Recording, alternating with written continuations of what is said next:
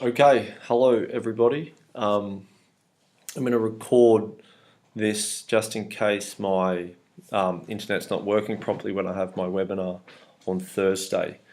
So I guess this is a pre-run of my presentation, and it may very well be different from the one I will do on Thursday as well. But I thought I would go through, I've created a bit of a PowerPoint to share some ideas that I've had about tinkering in general, about what I've been doing in my classroom. And yeah, I think actually I thought the best way to do it would be to look at how I came up, or my colleague and I, how we sort of created the sort of classroom and the learning time that my students spend most of their time tinkering in. There's a few other ideas that I want to share as well. I'm actually tinkering a little bit with the technology. But the video I'm using is Photo Booth app on the MacBook, and then I've got the QuickTime recording the screen, hopefully, and I'll be swapping back and forth between maybe this and my PowerPoint. So we'll see how it goes. I'm just going to check that it's working actually. Yeah, it seems to be working. So here we go. I guess the first question I wanted to address was, what does it look like when a few teachers decide to tinker with learning? And this is what I was, this is basically a bit of a story about myself and some colleagues of mine. This is a post that I made to, I think it was the second question for the forums. So Friday the 15th of September at 20 to 12. So I probably should have been working instead of, I was focusing on my university. But anyway, I obviously didn't have a class at that time, hopefully. The question was, are you a tinkerer? Now, part of my long-winded response to the final bit was as follows. I run a lunchtime club at my school where students are encouraged to tinker. I never considered it as a tinkering club, but it seems to be what they do. They might be building a world in Minecraft one week and working with some EV3s another. It really depends on what they are inspired by and what the new gadget we have for them to play with. And that's pretty true, but it's not strictly what happens all the time. So this club I'm talking about is, we call it the Challengers Club. Now, the name has even been taken with a lot. It's like the Challengers Club or Challengers, Challengers. I'm not actually sure how we should write it, but for now, it'll be Challengers Club like that. These were the initial members, quite a small group of students, and this was really the start of the catalyst for what began. My colleague David and myself were quite interested in how to actually use the emerging technology at the time, and still emerging, virtual reality, and how we could actually incorporate it into our teaching. And we thought that mobile phone based VR was a good place to start because it was cheap, it was accessible, and as you can see, Dave's actually just putting his iPhone into the mobile VR viewer here. This was probably 30 RMB, so how many, I don't even, that's like less than €5. And then we sort of loaded up some 360 photos. On top of that, we personally purchased a 360 degree camera, and from there we sort of just allow the students to use it. Now, there was no name, or there was no name of the club. There was not really much of a plan. There was just this emerging technology. There's motivated students, in this photo 4 of them to begin with, and there was a couple of teachers who, now what I understand we were doing, we're actually tinkering with teaching and learning, basically. So as we moved on, basically, the first challenge that we created was something that there was a statement. The statement was create YK Power School digital content that is accessible to people from all over the world. So that was the first challenge we gave this group of students. Now, nested within this activity, we actually included a list of resources, and that was using the 360-degree camera, this mobile VR viewer, and the idea was that the students would go around and take photos of the school and advertise or promote the school and its facilities. Now, there was a deliberate reason for not directing the students directly to use the 360 camera and the VR equipment explicitly. What we wanted to do, we wanted to not tell the students what to do, but actually lead them to it. It was very obvious way of doing it because we restricted the technology that they could use, but I guess it was a deliberate choice.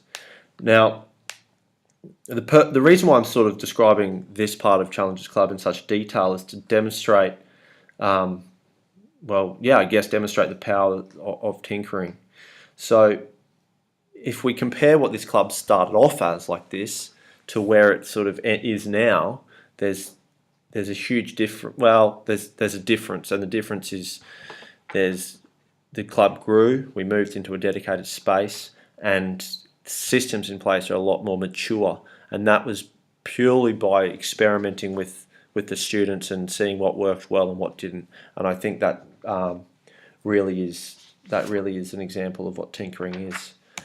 So some of the things that they would do, they would work with, so this is Arduino, so they're doing some physical computing. What's interesting about this is the students were, what I think is interesting about this is the students actually have to work with things in the physical world, so turning on lights, turning on fans, as you can see here. They also did a lot of robotics and Lego. Now, to begin with, this was designed to be a car, an automatic sort of a car that would sense itself and could carry, I think, up to 5 kilograms. Now, once we introduced the technology of the EV3, these 4 boys then did some more research about EV3s and what was possible with them. One of them in particular found out that there were some YouTube tutorials for building a Rubik's Cube solving robot, basically. If you can see carefully, this bit here is actually a color sensor. Now, these students were not given any direction whatsoever to do this task, but because they had some instruction and direction on this task here, building an automated sort of electric car, they moved on to this task here. Okay, so that was an example where the learning that was happening, which was structured at this point, it actually enabled them to sort of tinker with their own learning by finding a different task. Now, a lot of the things we've said, as we say in the course, I think people tend to agree, is that the most important part of tinkering is the process. Well, that's what I think. So in this case, the students went from that solid foundation, and they were able to. Well, it wasn't even solid actually. They had some foundation in using the EV3 to building the robot. I think another important part of the fact that another thing that says to me that tinkering, the important part is the process and the final product is less important, is the fact that that Rubik's Cube solving robot didn't actually work very well in the end. It never solved the Rubik's Cube. Mechanically it worked, but the issue was that the sensors, they would not actually register the colors properly on the Rubik's Cube. Now, I basically said to them, if they get a decent quality Rubik's Cube, not this like small little plastic one, that it might work. I want to say they gave up in a sense, but I think it's because the actual journey to finishing the building of it, that was what they were interested in. They weren't so bothered with the actual finished product. they were all able to solve Rubik's Cubes themselves. So in that sense, that was not perhaps the most interesting bit. So this is one bit of evidence that I can point to suggest that yes, tinkering for tinkerers, the finished product is not the primary goal. And we've discussed that a lot throughout this semester. So they also, here's some more activities we did. This was Lego. They were building some eco cities. I mean, it's just a title that we gave them, but these students were spent hours just building. This is the beginning, but they were building these eco cities, and an eco city out of Lego blocks. They were using their imagination and they were playing with it, with the design. They would tear buildings down, build them back up, describe what each part was representing. It was a very interesting process to watch. We can see more computing here. This is a Raspberry Pi. We've got some LED lighting. This is a webcam. So this is basically just a place where kids would often just come over at these three sort of consoles. They've just got these small little computers attached, and they spend a little bit of time at them playing around, or they might have spent quite a lot of time if it was during one of the major challenges that we'd set. Another example of what we worked on, they were sort of building, this is our school, or this is a model of our school. Now, to begin with, I demonstrated a little bit, but where I can see the tinkering happening is they actually laid on these this brick mesh on top of the building, which is not something that we did. What we'd done from there, this is in SketchUp, we then imported this into Unity 3D, and this is where I was tinkering with the learning process. I'd never used Unity really much before. I knew you could import models, sort of Googled around, and I said, okay, let's see if we can actually put the students in here. So they could build the school, and then they, in the virtual reality environment, they could actually stand in this environment, and you could scale it up to the size of real life, or exponentially bigger. There was no real limit to how big it went, and we could also make it very small. And after doing this, what we actually learnt was that this is an excellent learning tool for using virtual reality in the classroom. It's quite difficult to find practical activities for VR right now that enable many students to use a single virtual reality device. And I guess what we sort of stumbled across was students could build 3D models in SketchUp. When they'd finished them, they were then able to put them into Unity 3D and then look at it, see how they can improve on that model. So one example is a student built the school. She didn't include any stairs. She only thought about that problem that she didn't include any stairs once she saw it in VR, because she was actually in the building and she realized it was just an empty box, basically. So we kind of stumbled across that use case for virtual reality and 3D model making.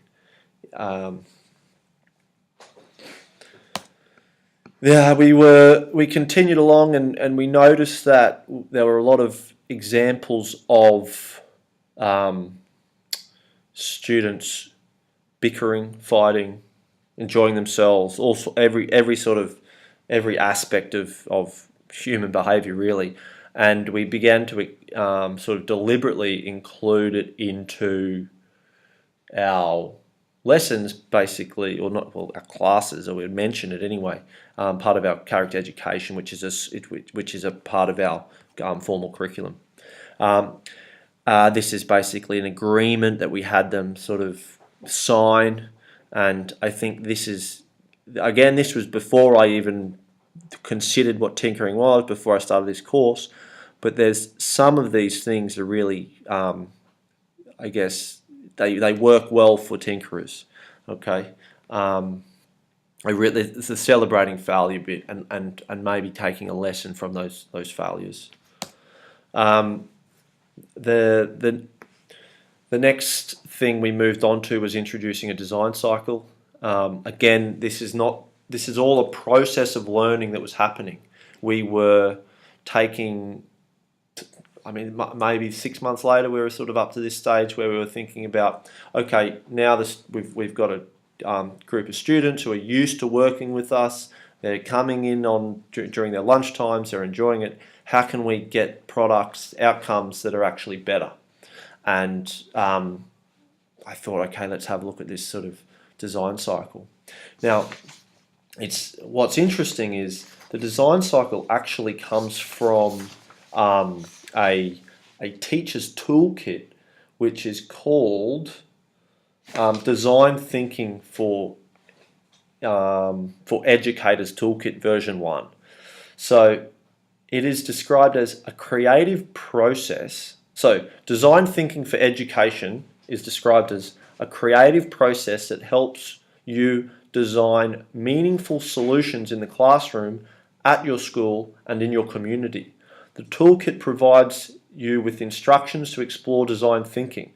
So in a sense, this toolkit is it's a support mechanism for tinkering with education, and which is what I realised. I feel my colleague and I, that's what we were doing, but tinkering with education. It's not necessarily new. We weren't doing anything superbly new. Lots of schools have makerspaces. Lots of schools sort of do these activities, but I just thought it was interesting that we were tinkering with education. I found this design thinking for education template, and I tinkered with it. I reused it. Well, the initial, the actual name of the course, a creative reuse. I think there's some creative reuse. I actually used it for them. So as you can see, these phases come from the toolkit themselves, and I stripped the rest out. And then I basically created a booklet for the kids to follow, and some of them were planning in it, some of them were not. This is probably this is a great example of where you can see in the creation stage, the students had to build a world in Minecraft that will teach children how to play Minecraft. Okay, so that was the challenge. These are the 3 different stages of the Minecraft world for people, and they did a really good job at sort of planning this. Now, I worked closely with these 3 students, and they used the booklet well. Other students completely ignored it. They looked at it once and they left it. But again, the support needed to be there for the students to use the planning template. But when it was very interesting to watch how it worked. So again, this is an example how we've sort of if you look at the original, I think the website is even designthinkingforeducation.com, something along those lines, and you can have a look at the original. So by tinkering with the learning, I think another thing when you tinker, you have outcomes that you don't expect. So we were running these sort of clubs and these different challenges, and then some of the students started to email us. So we had a Microsoft groups sort of shared online learning space, and students would email us. And the emails we were getting were actually very helpful for the student to practice their writing skills.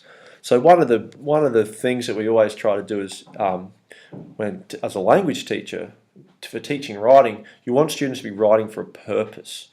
You want them to,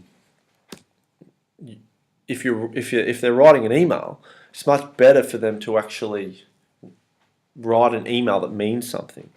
So I proposed to Angela.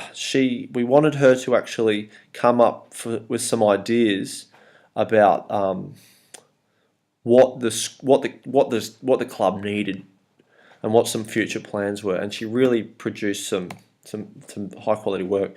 We can see some emails here from my colleague to and from other students, and there's some very interesting collaboration going, and yeah, it was great to see. So I guess that's a lot about the Challenges Club from when we started till, well, actually all the stuff you just saw there, that's not even into the new place really, with our new classroom. But what ended up happening, there was a different teacher came to work with me. One guy resigned, the guy who replaced it actually took over his role, also helping with this volunteer club. And I just wanted to point out that the tinkering, or the way we set up the club, so the tinkering with myself and the initial teacher was different from the tinkering that I've been doing, or the tinkering with the learning that happens with the new teacher. So it's as if when you have a group of people who are working or tinkering on a project, different people have different skills, different values, different interests, which sort of drives the sort of the thing in certain directions. And I think I just thought that was interesting to note.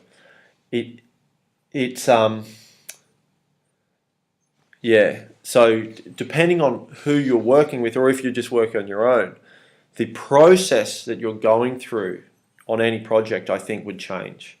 So there's that. No, he's just checking nobody's hiding in the cupboard. Okay, sorry about that. So yes, moving on. I've just included this photo because this was where I was in October. I was sort of exploring the difference between limited instruction and no instruction. I know Elikai also did an excellent sort of presentation on this as well, and I did something a little bit different. So I just did this today as well because I was quite interested to see where they were, how things had changed. So I basically wrote 4 signs that said, build a car, because one of the challenges we're doing down the road is to build a car. We're going to look more closely at this more formally.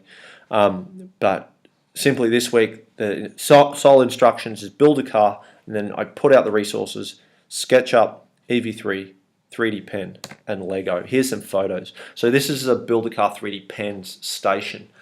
This was interesting because some of the students hadn't done it before, so my colleague needed to explain how to use the pen to one of the 3. Now, what you can see here is the initial attempt of this boy, Kevin, building his car. Okay, then this is the attempt of this girl. This is her initial attempt of building a car. It's a bit hard to see because it's white on white, but basically she's built a solid cabin, okay, solid like part of the car. So Kevin's looked at this and thought, now this might look like a car, but it's actually not a car. And then we can see that he's changed the way he's going to go about creating his car in this top left-hand photo. So that was quite interesting. And my colleague pointed that out. And I think that's an example of, I think that's an example of tinkering in action. If I again draw an analogy to teaching writing, there's an excellent writing teacher, I guess. He runs like courses called Pi Corbett from the UK, and he talks about magpieing. And a magpie takes things from different places to build their own nest. So it might be plastic, it might be leaves, it might be twigs. Borrows all these things to create this amazing nest. So what Kevin's done here is he's actually magpied this idea from his classmate to improve the design of his car. The same way a child who's learning to write might borrow features of a text from a mentoring text, so from a good example of writing, into their own writing. We don't call it copying, we don't call it cheating, it's magpieing. So as long as you have enough originality in there, it's fine. And actually, it also just, in my opinion, I would encourage that. You don't want plagiarism, okay, obviously, but I like the idea of students borrowing good examples of work and adapting it to their own needs. And if that means they take a lot of the work because their ability is quite low, then that's fine. If that means they just take none of it, that's also okay. But I really liked how Kevin was able to do that. And I think maybe that's a good example of, maybe there's a few different types of tinkerers. Maybe one tinkerer is happy to borrow that type of artwork, or in this case like car, and he's not ashamed to like copy her and use her as an inspiration for his own design. Maybe other tinkerers would be so individual and they're so proud of their own efforts, maybe they would continue down their own road and be aghast at even thinking of using another student's ideas. I just think about what people do with Photoshop and how they match different images with two different images together to sort of create a remix of an image. And this is so different from an original painting, but I mean, technically they're no less necessarily they're no less challenging. So there's that one. Now this is SketchUp. This is where they were building a current SketchUp. I mean, what's interesting here is that these three boys fought for these three computers, the only computers there, and for whatever reason they just love computers, and that was the only station that people were fighting over. So that was quite interesting to see. This boy didn't really know what he didn't even know how to use SketchUp, so he quickly disappeared. Build a car, EV3. So what's interesting, this group of kids, nobody wanted to use an EV3. And I was talking to my colleague about it, and I think the reason is because they don't actually know how to use them very well. So what's different about, if we think back to what happened initially with the original group, we had to show them and give them that challenge of using the EV3 to build this car, and then they were able to have the confidence or even interest in looking at how else can we use this technology? What else can we do with it? What process can we go through to use it?